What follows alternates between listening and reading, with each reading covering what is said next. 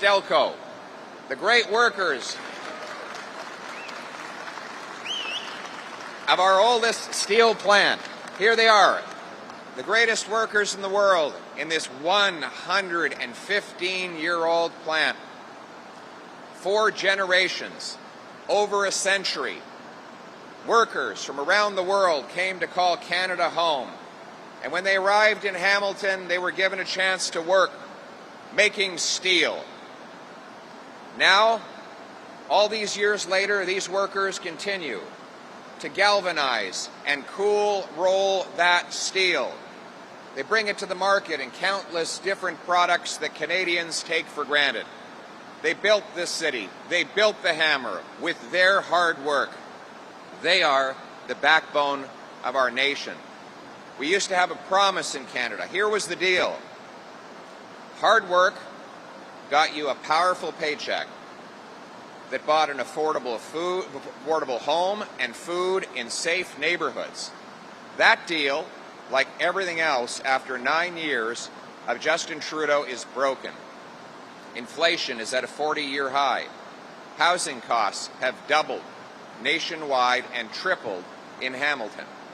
It's now impossible for your standard manufacturing job to pay enough to buy a home in most major markets. Housing costs have risen faster in the last 9 years in Canada than in any other G7 country, and they're almost twice as high as in the neighboring United States towns. Crime, chaos, drugs, and disorder are rampant in our streets. And you would think that the NDP would be outraged by this. They used to stand up for the working men and women. But nope, they've signed on. Jagmeet Singh is delaying the election until next year when he qualifies for a pension. $2.2 million, paid for by these hardworking people. Sell-out Singh has betrayed these workers. He gets his pension, Trudeau gets power, these workers get the bill. Now, Trudeau's policies have gotten even worse. He's bringing in a 61 cent a litre carbon tax. That will add up to $300 million in costs for this plant alone, bleeding more of our jobs and paychecks to other countries around the world. As a result, Canada's middle class is now far poorer than the United States. We have the slowest growing economy in the OECD. Our economy has shrunk more than any other G7 country, most of which have actually grown. The carbon tax is killing $25 billion a year of wages and other benefits for families, and he's blocking resource projects so oil, gas, and mining production go to dirty dictatorships rather than coming here to Canada. Meanwhile, the Communist Party in Beijing, which Justin Trudeau says he admires so much, is exploiting weak labor and environmental standards to produce artificially cheap steel, aluminum, and EVs that create more pollution. They have stolen technology from Western countries, limited access to global supply chains, and have massively subsidized steel, aluminum, and EV industries. They're doing this with the goal of crushing our steel, our aluminum, and our automotive production and taking our jobs away. Trudeau has failed to protect our workers against this economic predation. In fact, he's refused to match U.S. tariffs on Chinese-made electric vehicles.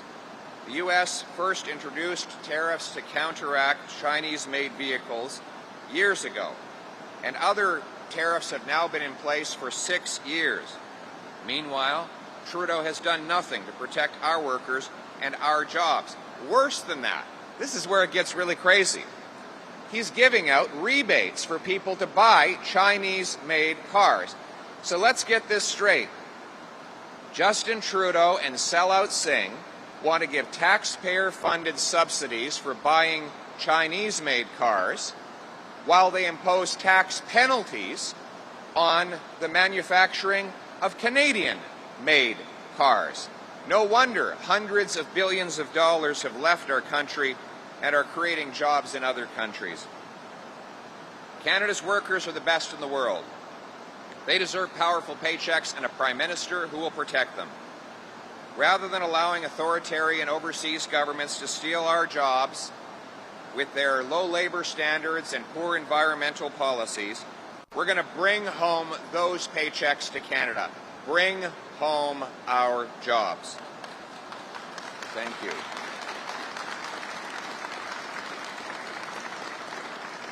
And that is why Common Sense Conservatives are calling for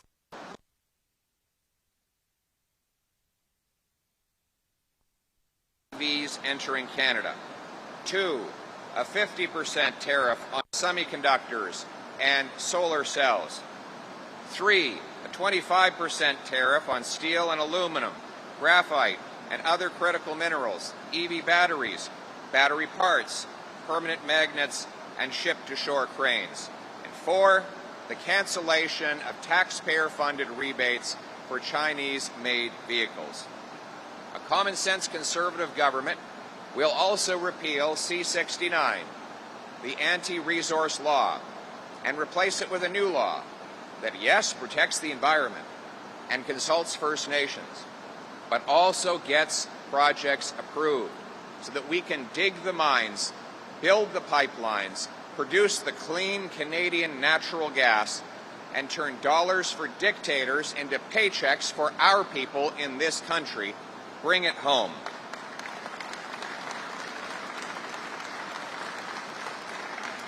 Within 60 days of becoming Prime Minister, I will launch a tax reform task force to design for me a bring it home tax cut.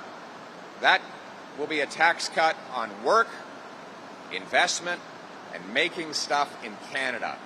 We want this to be the best place in the world to invest in a new steel mill, dig a new mine, hire another worker. We will bring home powerful paychecks and production to this country. Very simply, when you look around here at this amazing coiled steel, the best products in the world, we want these products made by our workers on our land under our flag. That is what it means to bring it home. Thank you very much.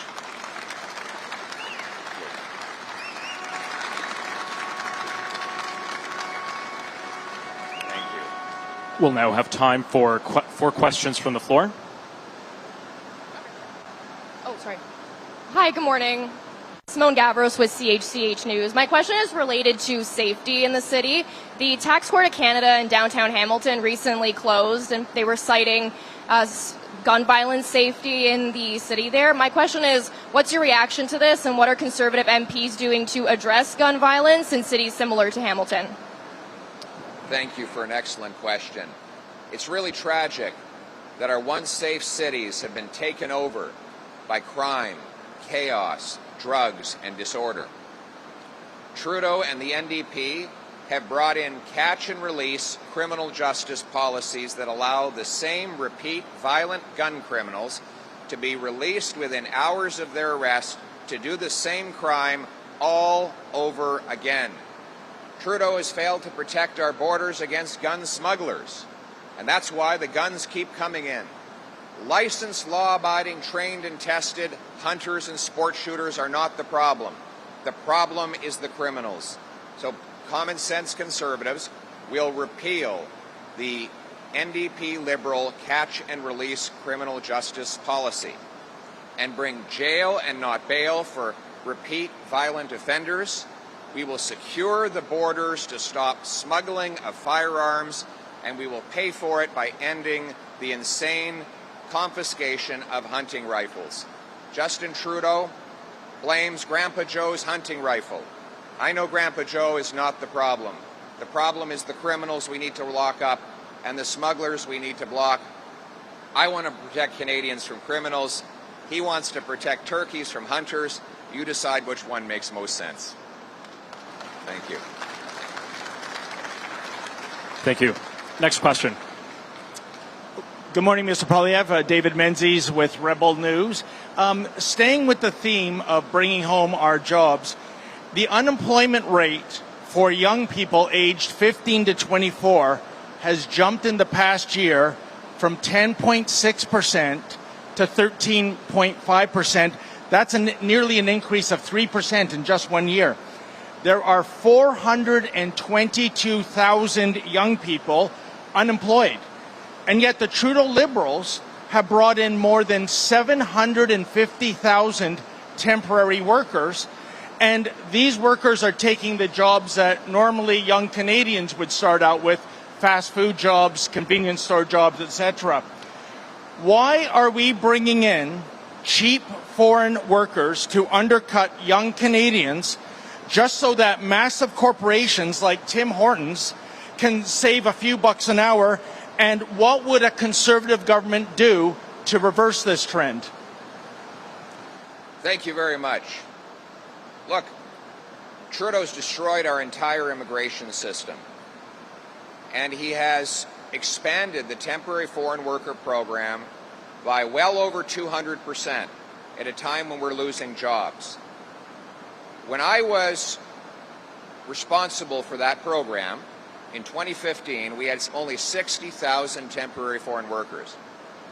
Now it's close to 200,000, and on top of that, you have international students who are effectively temporary foreign workers that came under the wrong stream.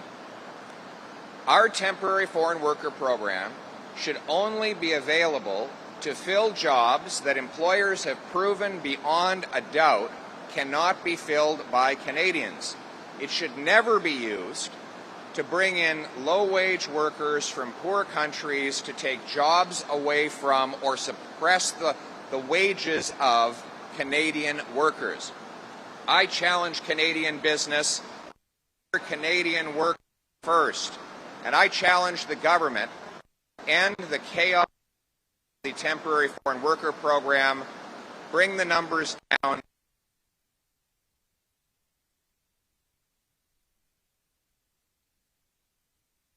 affordable home and food in safe neighborhoods. Thank you.